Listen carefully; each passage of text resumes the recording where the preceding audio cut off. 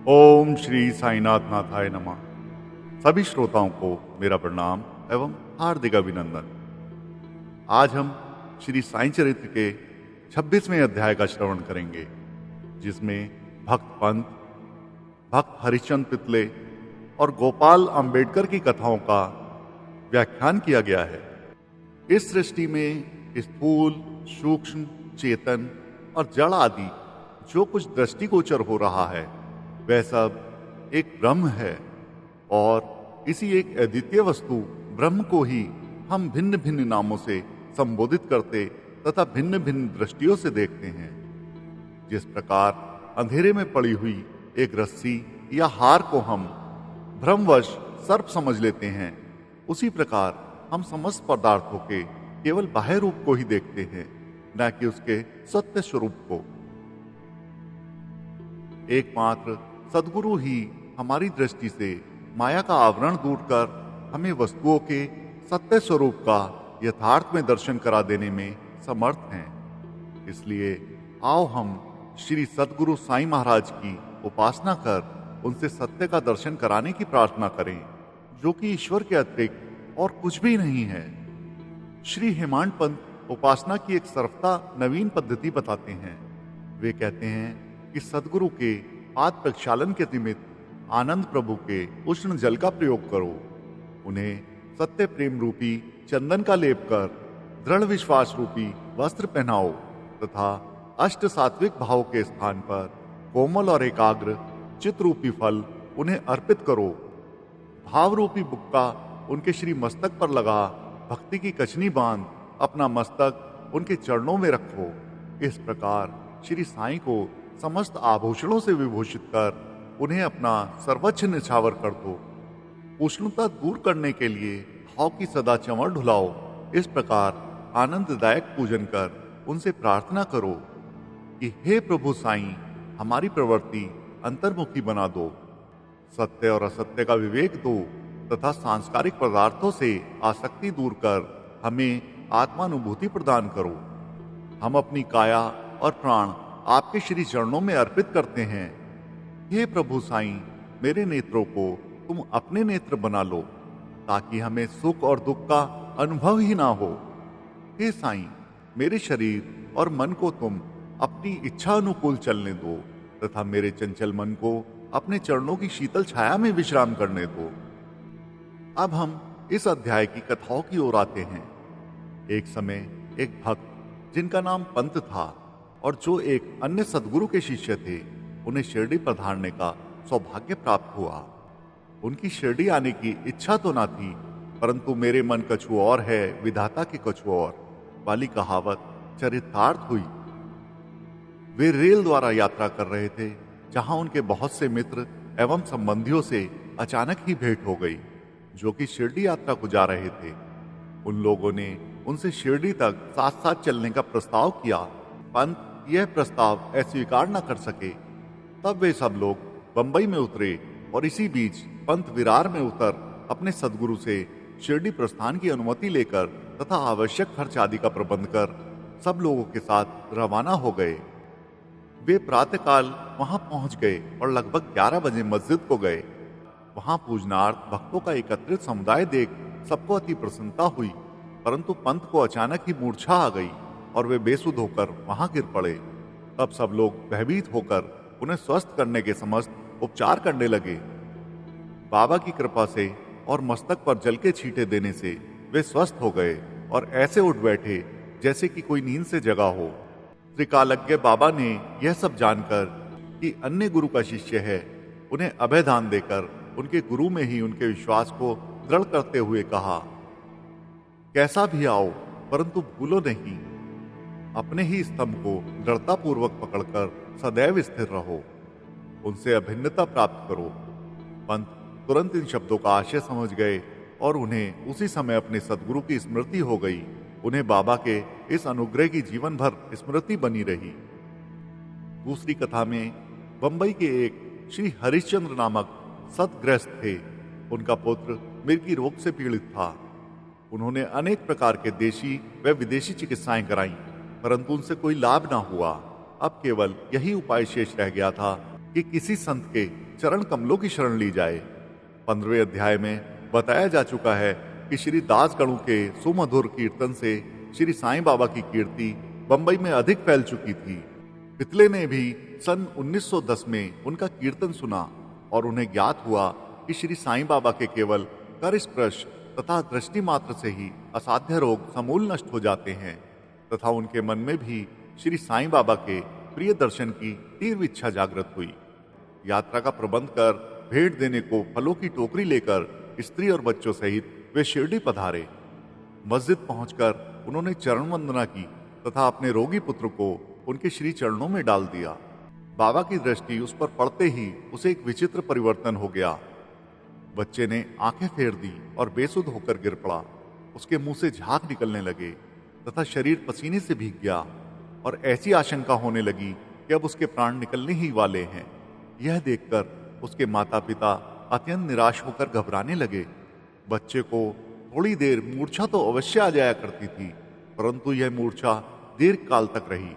माता की आंखों से आंसुओं की धारा बह रही थी और वह दुख ग्रसित होकर विलाप करने लगी कि मैं ऐसी स्थिति में हूं जैसे कि एक व्यक्ति चोरों के डर से भागकर किसी घर में प्रविष्ट हो जाए और वह घर ही उसके ऊपर गिर पड़े, या एक भक्त मंदिर में पूजन के लिए जाए और वह मंदिर ही उसके ऊपर गिर पड़े, या एक गाय शेर के डर से भागकर किसी कसाई के हाथ लग जाए, या एक स्त्री सूर्य के ताप से व्यथित होकर वृक्ष की छाया में जाए और वह वृक्ष ही उसके ऊपर गिर जाए।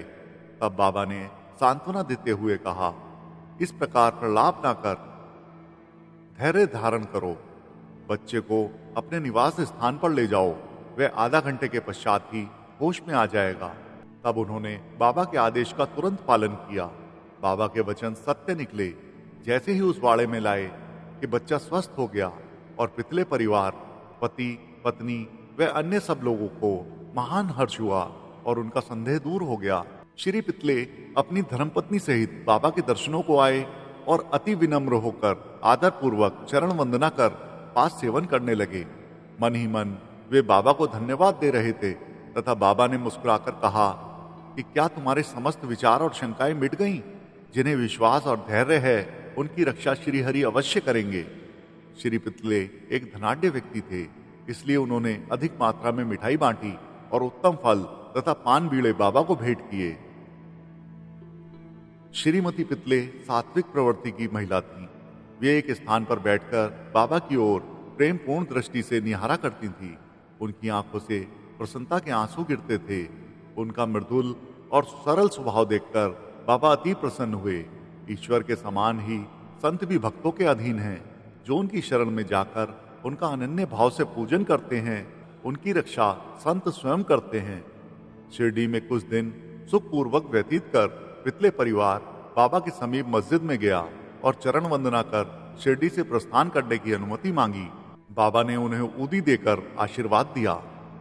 पितले को पास बुलाकर वे कहने लगे, बापू, पहले मैंने तुम्हें 2 रुपए दिए थे, अब मैं तुम्हें 3 रुपए और देता हूँ। इन्हें अपने पूजन में रखकर नित्य इनका पूजन करो, इससे तुम्हारा कल्याण होगा। श्री पितले ने उन्हें प्रसाद स्वरूप ग्रहण कर बाबा को पुनः साष्टांग प्रणाम किया तथा आशीष के लिए प्रार्थना की। उन्हें एक विचार भी आया कि प्रथम अवसर होने के कारण मैं इसका अर्थ समझने में असमर्थ हूँ कि 2 रुपए मुझे पहले कब दिए थे बाबा ने। वे इस बात का स्पष्टीकरण चाहते थे, परंतु बाबा मौन ही रहे। बंबई पहुंचने के बाद उन्होंने अपनी वृद्ध माता को शिरडी की विस्तृत वार्ता सुनाई और उन 2 रुपए की समस्या भी उनसे कही। उनकी माता को भी पहले पहल तो कुछ समझ न आया, परंतु पूरी तरह विचार करने पर उन्हें एक पुरातन घटना की स्मृति हो आई, जिसने यह समस्या हल कर दी। उनकी वृद्ध माता कहने लगी कि जिस प्रकार तुम अपने पुत्र को लेकर श्री साईं बाबा के दर्शनार्थ गए थे, उसी प्रकार तुम्हें लेकर तुम्हारे पिता अनेक वर्षों पहले अक्कलकोट महाराज के दर्शनार्थ गए थे। महाराज पूर्ण सिद्ध योगी, त्रिकालज्ञ और बड़े उदार थे। तुम्हारे पिता परम भक्त थे, इस कारण उनकी पूजा स्वीकार हुई। तब महाराज ने उन्हें पूजनार्थ 2 रुपए दिए थे, जिसकी उन्होंने जीवन पर्यंत पूजा की। इसके पश्चात उनकी पूजा यथाविधि न हो सकी और वे रुपए खो गए। कुछ दिनों के उपरांत उनकी पूर्ण विस्मृति भी हो गई। तुम्हारा सौभाग्य है जो श्री अक्कलकोट महाराज ने साईं स्वरूप में तुम्हें अपने कर्तव्यों और पूजन की स्मृति कराकर आपत्तियों से मुक्त कर दिया है।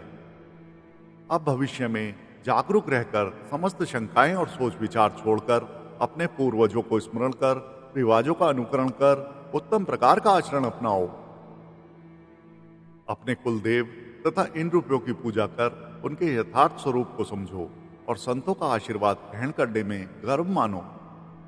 श्री साईं समर्थ ने दया कर तुम्हारे हृदय में भक्ति का बीजारोपण कर दिया है और अब तुम्हारा कर्तव्य है कि तुम उसकी वृद्धि करो। माता के मधुर वचनामृत का पान कर श्री पितले को अत्यंत हर्ष हुआ। उन्हें बाबा की सर्वकालज्ञता विदित हो गई। उनके श्री दर्शन का भी महत्व ज्ञात हो गया। इसके पश्चात वे अपने व्यवहार में अधिक सावधान हो गए। इसी प्रकार पुणे के श्री गोपाल नारायण आमडेकर बाबा के परम भक्तों में से एक थे, जो ठाणे जिला और जवाहर स्टेट के आबकारी विभाग में 10 वर्षों से कार्य करते थे। वहां से सेवानिवृत्त होने पर उन्होंने अन्य नौकरी ढूंढी, परंतु वे सफल न हुए। तब उन्हें दुर्भाग्य ने चारों ओर से घेर लिया, जिससे उनकी आर्थिक स्थिति और भी अधिक दयनीय हो गई। ऐसी परिस्थिति में उन्होंने 7 वर्ष व्यतीत किए। वे प्रतिवर्ष शिरडी जाते और अपनी दुखदाई कथा वार्ता बाबा को सुनाया करते थे। सन 1916 में तो उनकी स्थिति और भी चिंताजनक हो गई। तब उन्होंने शिरडी जाकर आत्महत्या करने की ठानी। इसलिए वे अपनी पत्नी को साथ लेकर शिरडी आए और वहां 2 मास तक रहे। एक रात्रि को दीक्षित वाड़े के सामने उन्होंने कुएं में गिरकर प्राणांत करने का निर्णय लिया। वहीं साथ ही बाबा ने उनकी रक्षा करने का भी निश्चय किया। वहीं समीप ही एक भोजनालय के मालिक श्री सगुण मेरू नायक ठीक उसी समय बाहर आकर उनसे इस प्रकार वार्तालाप करने लगे कि क्या आपने कभी श्री अक्कलकोट महाराज जी की जीवनी पढ़ी है? सगुण से पुस्तक लेकर उन्होंने पढ़ना आरंभ कर दिया। पुस्तक पढ़ते पढ़ते वे एक ऐसी कथा पर पहुंचे जो इस प्रकार थी। श्री अक्कलकोट महाराज के जीवन काल में एक व्यक्ति असाध्य रोग से पीड़ित था। जब वह किसी प्रकार भी कष्ट सह न सका तो बिल्कुल निराश हो गया और एक रात्रि को कुएं में कूद पड़ा। तत्क्षण ही महाराज वहां पहुंच गए और उन्होंने स्वयं अपने हाथों से उसे बाहर निकाला। वे उसे समझाने लगे, तुम्हें अपने शुभ अशुभ कर्मों का फल अवश्य ही भोगना चाहिए। यदि भोग अपूर्ण रह गया तो पुनर्जन्म धारण करना पड़ेगा।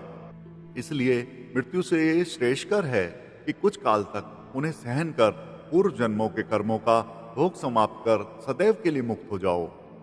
यह सामायिक और उपयुक्त कथा पढ़कर आमडेकर को महान आश्चर्य हुआ और वे द्रवित हो गए। यदि इस कथा द्वारा उन्हें बाबा का संकेत प्राप्त न होता तो अभी तक उनका प्राणांत ही हो गया होता। बाबा की व्यापकता और दयालुता देखकर उनका विश्वास दृढ़ हो गया और वे बाबा के परम भक्त बन गए।